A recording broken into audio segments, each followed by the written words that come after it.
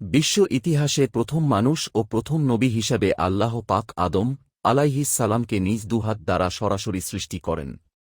মাটির সকল উপাদানের সারনির্যাস একত্রিত করে আঠালো ও পোড়ামাটির ন্যায় শুষ্ক মাটির তৈরি সুন্দরতম অবয়বে রূহ ফুঁকে দিয়ে আল্লাহ আদমকে সৃষ্টি করেছেন।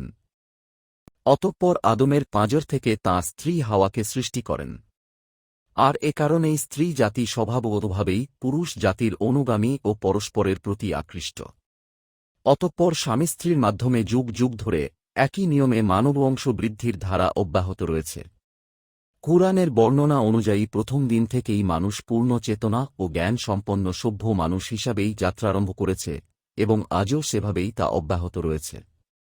অতএব গুহামানব, বন্যমানব, আদিম মানব ইত্যাদি বলে অসভ্য যুগ থেকে সভ্য যুগে মানুষের উত্তরণ ঘটেছে বলে কিছু কিছু ঐতিহাসিক যেসব কথা শুনিয়ে থাকেন তা অলীক কল্পনা ব্যতীত কিছুই নয়। সূচনা থেকে এ যাবত এই দীর্ঘ পথ পরিক্রমায় মানুষ কখনোই মানুষ ব্যতীত অন্য কিছু ছিল না। মানুষ বানর বা উল্লুকের উদ্বর্তিত রূপ বলে ঊনবিংশ শতাব্দীতে এসে চার্লস ডারউইন 1809 থেকে 1882 যে বিবর্তনবাদ পেশ করেছেন তা বর্তমানে একটি মৃত মতবাদ মাত্র এবং তা প্রায় সকল বিজ্ঞানী কর্তৃক প্রত্যাখ্যাত হয়েছে। প্রথম মানুষ আদি পিতা আদম কে আল্লাহ সর্ববিষয়ের জ্ঞান ও যোগ্যতা দান করেন এবং বিশ্বে আল্লাহর খেলাফত পরিচালনার মর্যাদায় অভিষিক্ত করেন। সাথে সাথে সকল সৃষ্ট বস্তুকে করে দেন মানুষের অনুগত। সবকিছুর উপরে দেন মানুষের শ্রেষ্ঠত্ব। আর সে কারণেই জিন ফিরিশতা সবাইকে মানুষের মর্যাদার প্রতি সম্মান প্রদর্শনের জন্য আদমকে সিজদা করার আদেশ দেন। সবাই সে নির্দেশ মেনে নিয়েছিল, কিন্তু ইবলিস অহংকার বশে সে নির্দেশ অমান্য করায় চিরকালের মতো অভিশপ্ত হয়ে যায়। অথচ সে ছিল বড় আলেম ও ইবাদতগুয়ার।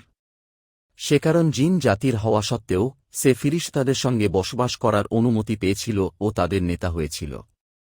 কিন্তু আদমের উচ্চ মর্যাদা দেখে সে ঈর্ষাকাতর হয়ে পড়ে। ফলে অহংকার বশে আদমকে সিজদা না করায় এবং আল্লাহ ভীতি না থাকায় সে আল্লাহর গয়বে পতিত হয়।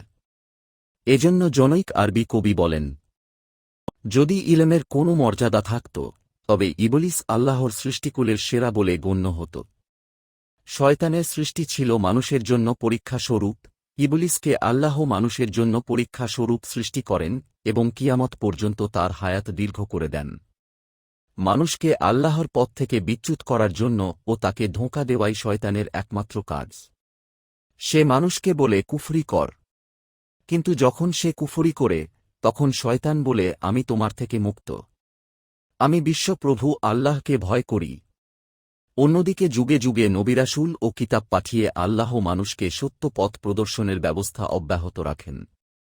আদম থেকে শুরু করে শেষনবী মুহাম্মদ ছাক পর্যন্ত 1,24 হায়ার পয়গাম্বর দুনিয়াতে এসেছেন এবং বর্তমানে সর্বশেষ এলাহি গ্রন্থ পবিত্র কুরআনের ধারক ও বাহক মুসলিম ওলামায়ে কেরাম শেষনবীর ওয়ারিস হিসাবে আল্লাহ প্রেরিত ওহীর বিধানসমূহ বিশ্বব্যাপী পৌঁছে দেবার দায়িত্ব পালন করে যাচ্ছেন।